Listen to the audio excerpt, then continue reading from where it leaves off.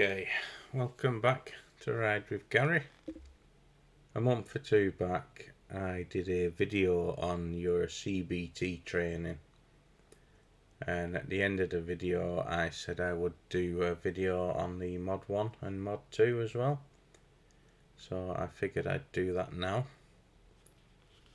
So if you look at the diagram on the screen, this is the layout for your Mod 1 training.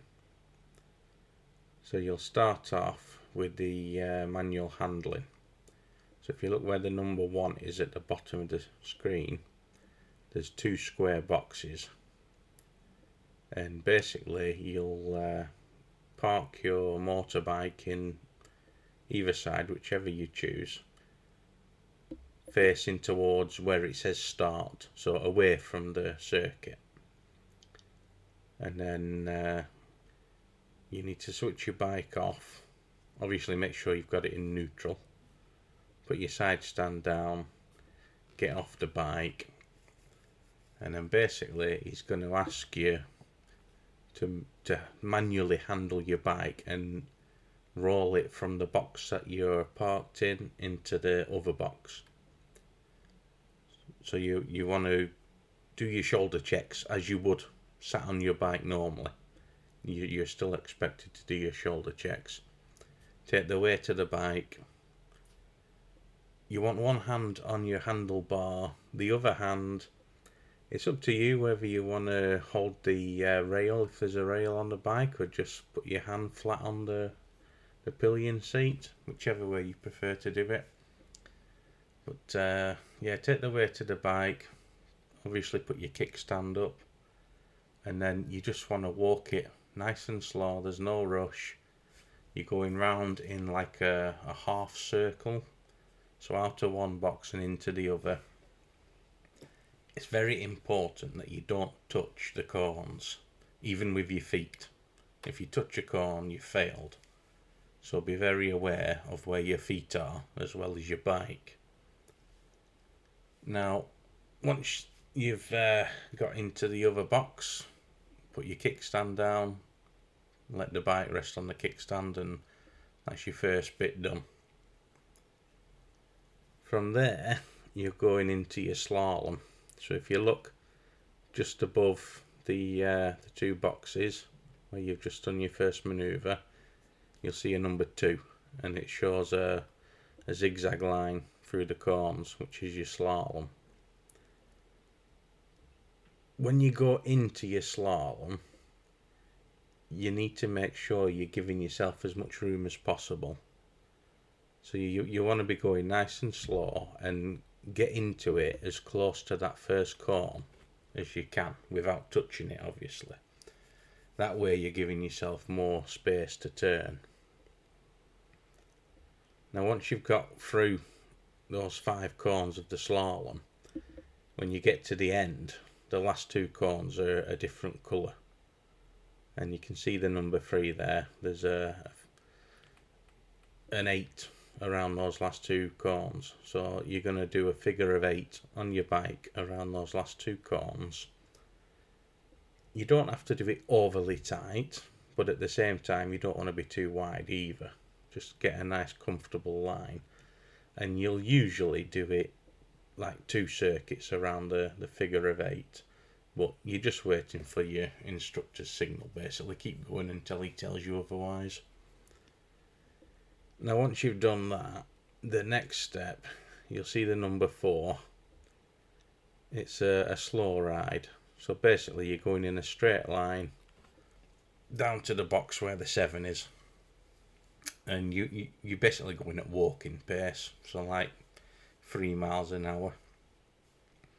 And the instructor will walk behind you just to make sure you're not going too fast, basically. Keep it nice and straight, keep it nice and slow, and you stop where the box is where the 7 is.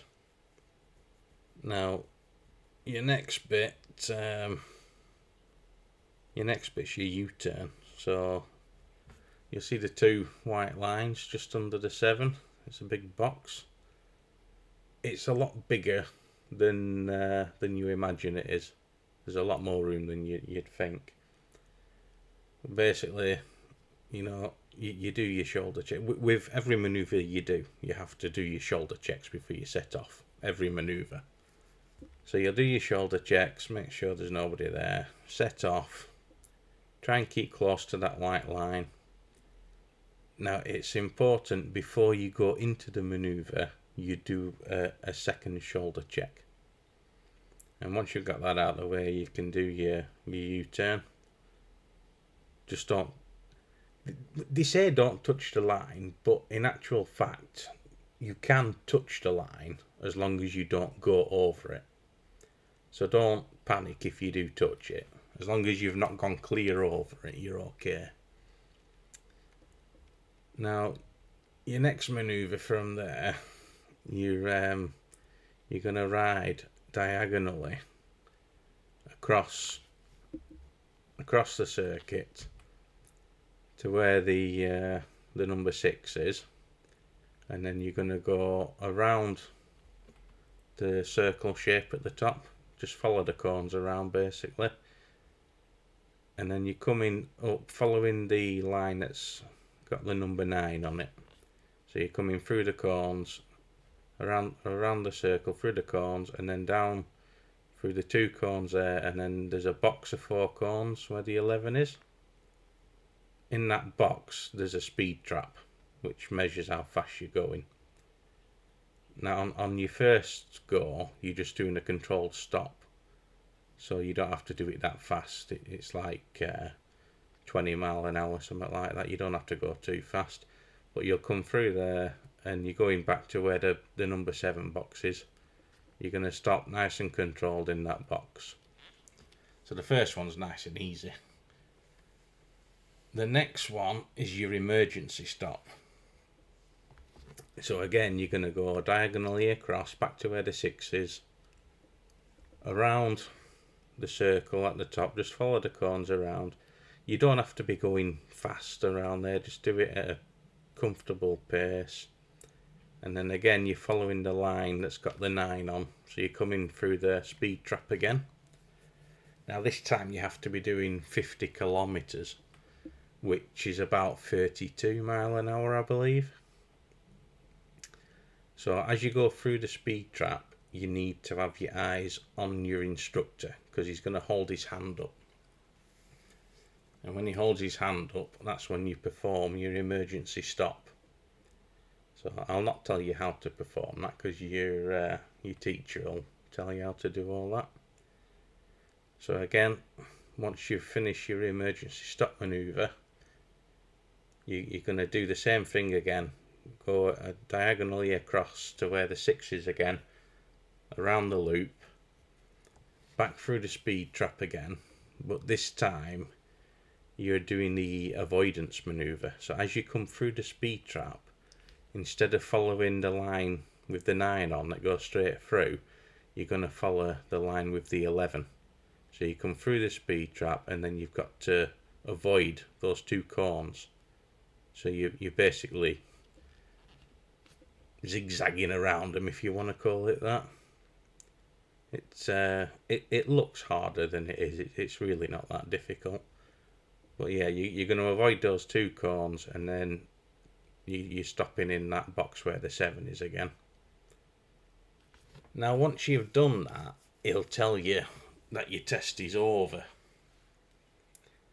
But bear in mind, he is watching you until you get off your bike.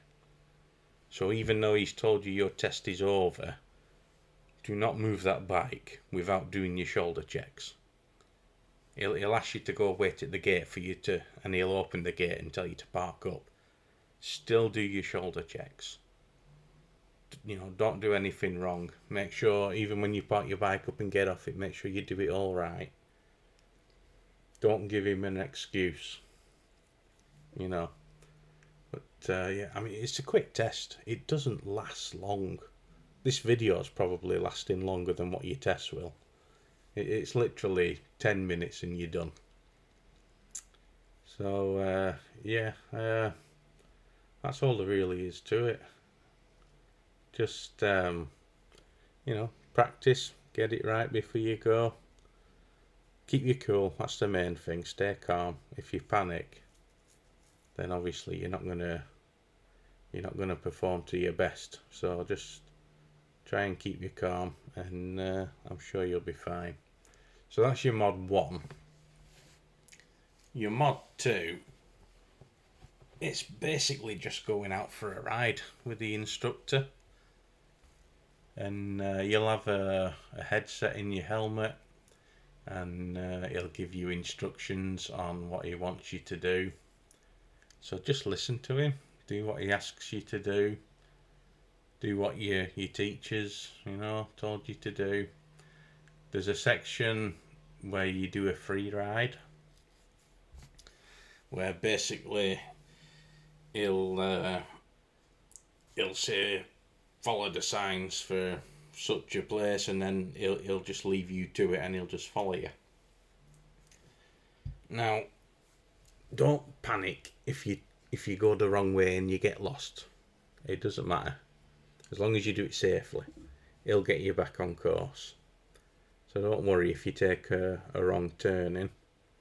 When I did my mod 2, he told me to follow the signs. I think he said M6. But when we got to the end of the road, and the sign on the side of the road would give you the directions, there was a tree in front of it, and you couldn't really see the sign. I just got a glance of it, literally as I was passing it. But I saw it wrong. I thought it said M6, and it actually said M65 or M61, something like that. So I turned and basically went the wrong way, because I didn't get a clear look at the sign. But I did it safely, so it didn't matter. He just got me back on track, told me turn here, turn there, go this way, I did it safely, and I still passed. So as long as you do it safely, it doesn't matter if you take a wrong turn somewhere. Don't worry about it. So yeah, I mean, there's not a great deal I can tell you about the mod 2. Like I say, it's just it's a 45-minute ride. Just listen to the instructions he gives you. You'll have practiced all your manoeuvres beforehand with your teacher, so you know what you're doing.